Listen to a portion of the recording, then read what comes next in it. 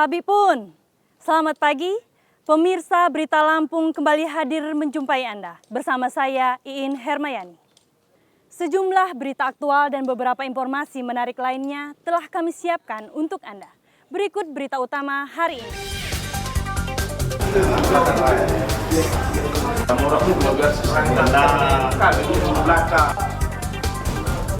Seorang pria di Tanggamus menganiaya wanita selingkuhannya hingga tewas.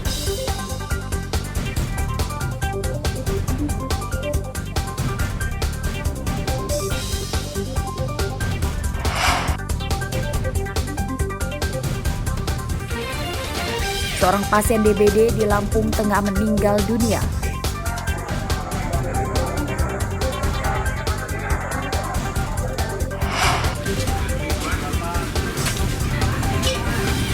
Harga bahan pokok dan sayur mayur yang kian melambung menyebabkan warga terpuruk.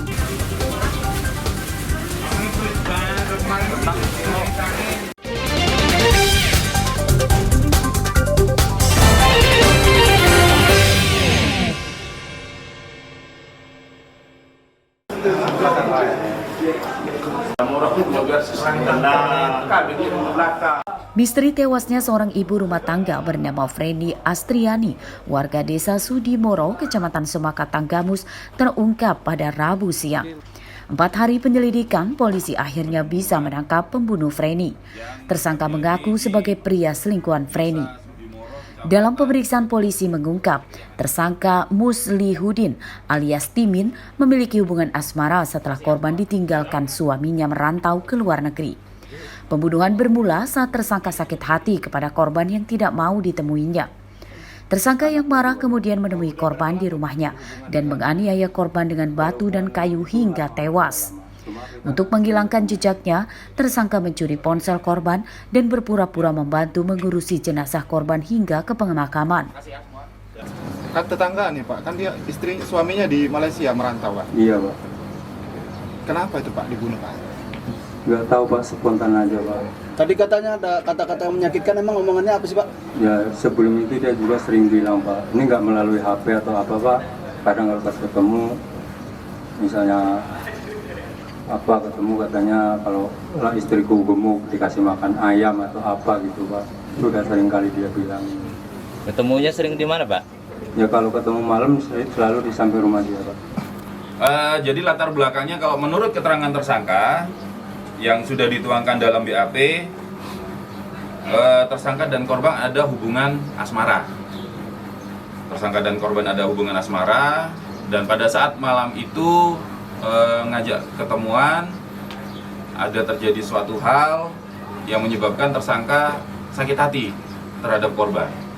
Nah, karena merasa sakit hati itulah tersangka langsung memukul korban di bagian belakang sebanyak kurang lebih 10 kali. Jadi bukan hanya sekali tapi berkali-kali, mulai dari kepala, leher, punggung. Freni Astriani ditemukan tewas di depan rumahnya pada hari Sabtu lalu. Korban tewas akibat menderita luka bekas penganiayaan di bagian kepala dan wajah. Saat baru ditemukan tewas, keluarga korban sempat melihat pelaku datang dan mencuri ponsel korban. Namun saat itu keluarga korban tidak mencurigainya karena pelaku membantu mengurus jenazah Freni. Asep Saifullah melaporkan dari Tanggamus.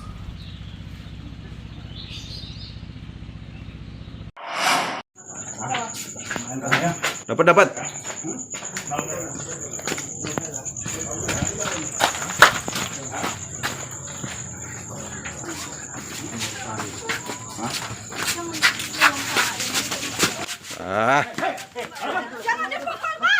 Udah apa kamu diam? Penangkapan Andi Saputra, warga desa Gunung Batin Baru, Kecamatan Terusan Nunyai, Lampung Tengah, Rabu dini hari mendapat perlawanan dari keluarganya saat tersangka akan dibawa ke mobil. Beberapa keluarga tersangka berusaha mengadang mobil petugas namun akhirnya bisa diredam. Andi Saputra ditangkap karena membobol rumah tetangganya. Ia masuk rumah korban melalui pintu dapur dan mencuri ponsel serta uang belasan juta rupiah dari lemari di kamar korban. Dalam pemeriksaan, polisi mengungkap tersangka mengetahui korban sedang memiliki uang karena baru menjual sapi. mendapati pintu belakang rumahnya terbuka. Kemudian setelah dicek, HP yang diletakkan di atas kulkas sudah tidak ada dan pintu lemari terbuka dan uang hasil penjualan sapi di dalam lemari juga ikut hilang. Itu pasal yang diterapkan pasal 363 KUHP dengan ancaman 7 tahun penjara. Berdasarkan catatan polisi, tersangka Andi Saputra rupanya seorang residivis yang belum genap 1 bulan menghirup udara bebas. Saat penangkapan ini, polisi menyita ponsel korban sementara uang hasil pencurinya telah habis untuk foya-foya. Atas perbuatannya, tersangka kini harus kembali mendekam di dalam penjara dalam waktu yang lama. Ancaman hukuman 7 tahun penjara kini telah menantinya di depan mata. Haris Susanto melaporkan dari Lampung Tengah.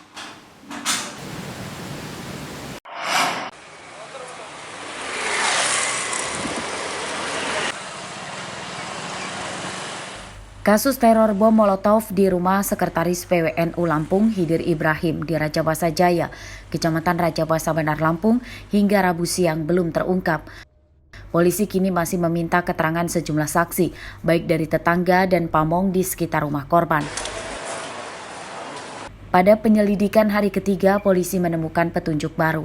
Rupanya sepekan sebelum dilempar bom Molotov, rumah korban juga dilempar batu paving oleh orang tak dikenal hingga mengenai mobil korban. Paving serta serpihan bekas botol Molotov kini disita sebagai barang bukti. Ya, sampai saat ini kami belum bisa mendapatkan motif dari pelaku. Kita coba dulu dalami. Nanti kalau sudah ada hasilnya akan kami informasikan. Iya, kami sudah menemukan beberapa barang bukti di TKP, yaitu serpihan kaca dan bekas api di pagar rumah korban. Teror bom Molotov di rumah Hidir Ibrahim terjadi pada Minggu dini hari. 2 orang yang mengendarai motor berboncengan melemparkan bom Molotov ke arah rumah korban yang mengenai pagar dan lampu teras. Pelemparan bom Molotov tersebut tidak menyebabkan korban terluka karena sedang tidur di dalam rumah. Robi Laste melaporkan dari Lampung Selatan.